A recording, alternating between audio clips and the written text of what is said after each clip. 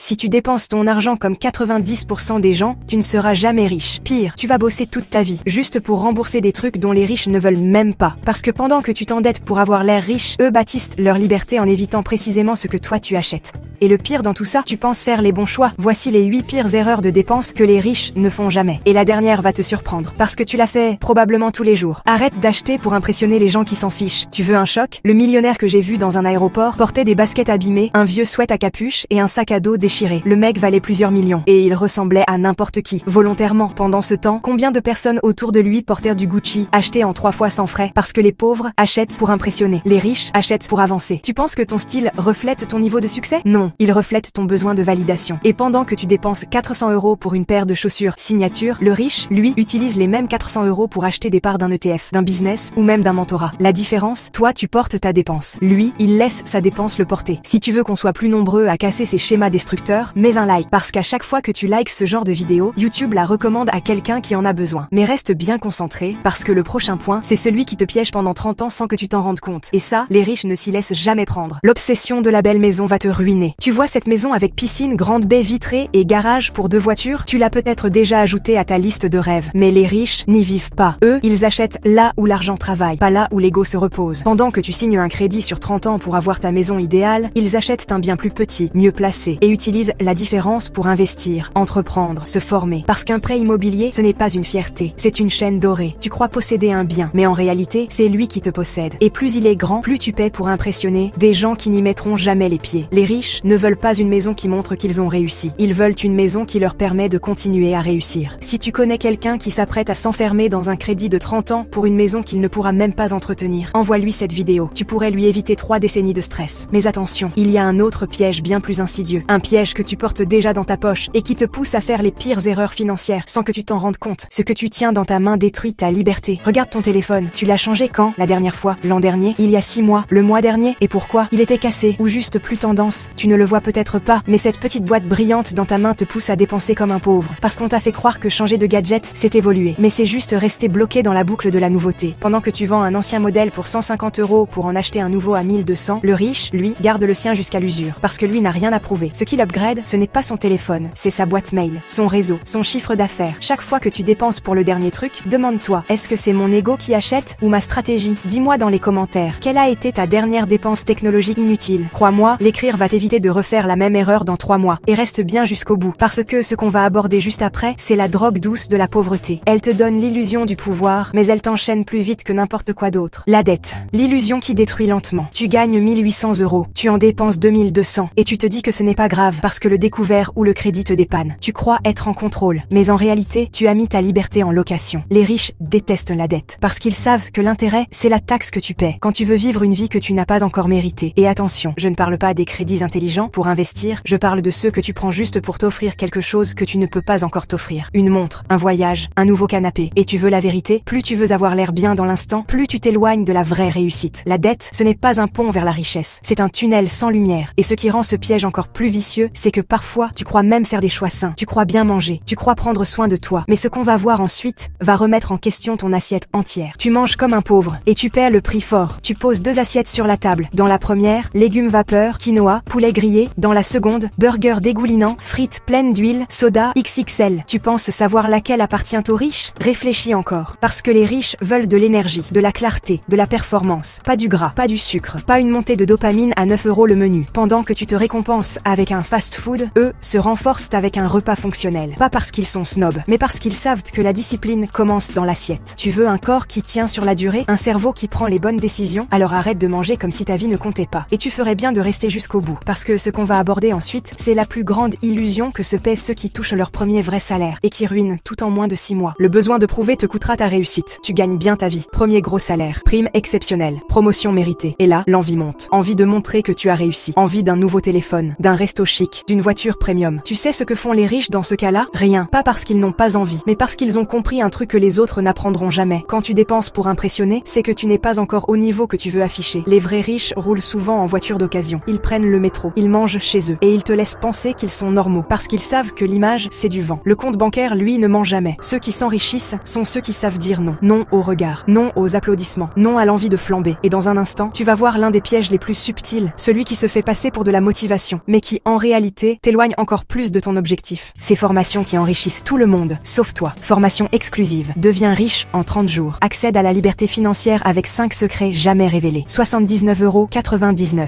Place limitée. Tu as déjà vu ce genre de promesse? Tu en as peut-être même acheté une. Mais pose-toi une seule question. Si ça marchait vraiment, pourquoi ce serait encore en promo? Les riches ne tombent pas dans ces pièges. Parce qu'ils savent que le succès ne se vend pas en PDF. Il se construit dans le silence, l'échec, la constance. Ils pètent des formations, oui, mais pas celles qui te disent quoi penser. Celles qui t'apprennent à résoudre des problèmes réels, à bâtir, à maîtriser, à servir. Ce n'est pas parce qu'un formateur parle de millions qu'il en gagne vraiment. Et ce n'est pas parce qu'il te motive qu'il va t'enrichir. Si tu veux que de plus en plus de gens arrêtent de se faire piéger, partage cette vidéo à un proche. Tu pourrais lui faire économiser des années. Et surtout, reste bien jusqu'à la fin. Parce que ce dernier point, c'est celui que personne ne remet en question. Celui qui semble normal, logique, mais qui te maintient, chaque jour, dans une boucle invisible. Rêver d'être riche ne fera jamais de toi quelqu'un de riche. Tu te vois réussir. Tu visualises ta maison, ta voiture, tes voyages. Tu lis des citations. Tu regardes des vidéos de motivation. Tu fais des tableaux de visualisation. Mais tu sais ce que tu ne fais pas? Le travail. Les riches ne rêvent pas d'être riches. Ils rêvent de construire, de résoudre, d'apprendre, de tomber et de se relever. Pendant que tu passes ton temps à te préparer, eux, ils lancent leur business. Ils ratent, ils recommencent et ils avancent. Parce qu'entre imaginer une vie de liberté et la mériter, il y a un gouffre. Et ce gouffre, il s'appelle la discipline. Tu veux vraiment changer ta vie? Arrête de chercher des raccourcis. Arrête de t'auto-saboter avec des excuses déguisées en inspiration. Commence à faire ce que tu sais déjà devoir faire chaque jour, même quand ce n'est pas sexy, même quand personne ne regarde. Parce que la vérité, c'est que ceux qui rêvent attendent, ceux qui construisent récoltent. Et maintenant que tu as vu ce que les riches ne dépensent jamais, la vraie question c'est, qu'est-ce que toi tu vas faire de tout ça? Tu viens de découvrir 8 mauvaises dépenses que les riches évitent à tout prix. Mais si tu restes spectateur, rien ne changera. Parce que la liberté ne s'obtient pas en regardant une vidéo. Elle commence quand tu prends une vraie décision. Quand tu reprends le contrôle de chaque euro que tu laisses filer. Alors pose-toi une seule question. Vas-tu continuer à dépenser comme tout le monde ou commencer à investir comme les rares qui s'en sortent vraiment? Dis-moi en commentaire quel point t'as le plus réveillé. Et partage cette vidéo à quelqu'un qui doit absolument entendre ça aujourd'hui. Et si tu veux commencer à investir intelligemment, clique sur le lien en description pour récupérer ton action gratuite.